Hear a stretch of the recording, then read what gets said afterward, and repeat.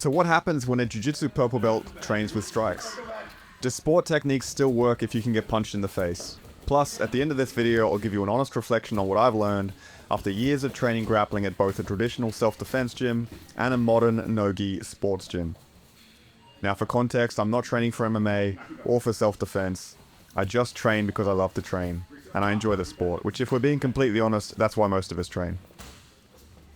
Now my opponent today, Bill, is essentially untrained, and he's kindly volunteered to punch me in the head as hard as he can. So you'll often see arguments between Gracie self-defense guys and the more modern sport-focused grapplers on what quote-unquote real jiu-jitsu is. So I want to use this video to share my thoughts on the whole thing.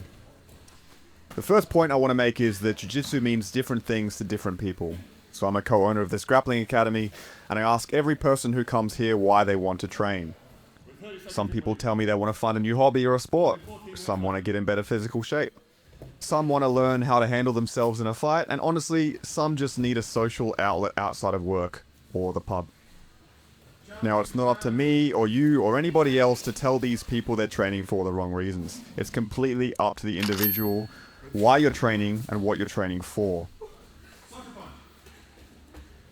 And let's go back to the challenge match, because I like this part. I've got a double overhook, negating the damage by negating the distance, quick little front headlock sumigashi to mounted guillotine.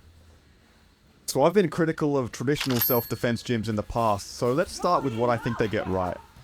The first thing they do very well is market themselves. They say jiu-jitsu is for everybody, that you don't need to be strong or fit or tough to learn it. And the belt and the stripe system is actually a genius system for retaining members.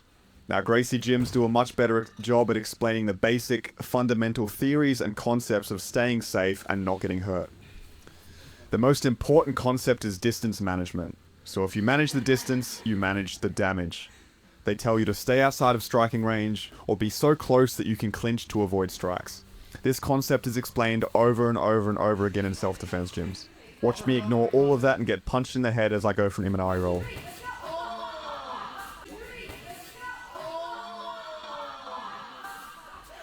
But even given what I've just told you about what self-defense gyms get right, in a street fight situation, I'd put my money on a blue belt from a competitive sport gym surviving or winning the fight compared to a Gracie blue belt.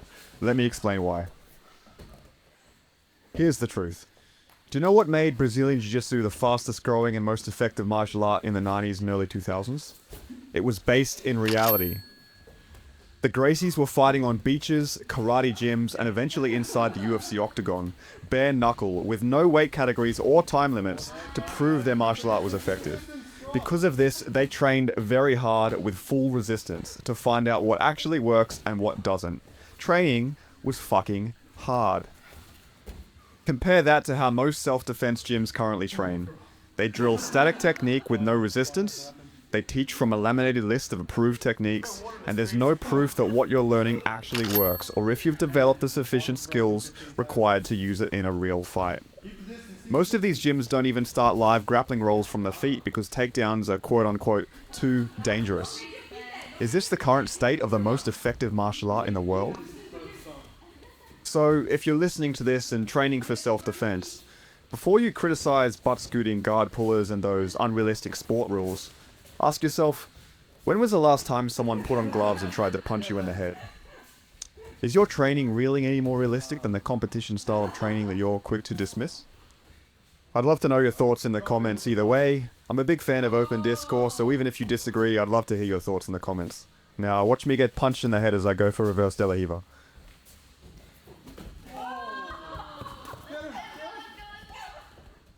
Honestly, I wanted to spam Imanari rolls and do some bullshit sports stuff, but as soon as I got hit once, I realized I should just try not to get hit again and use some actual jiu-jitsu.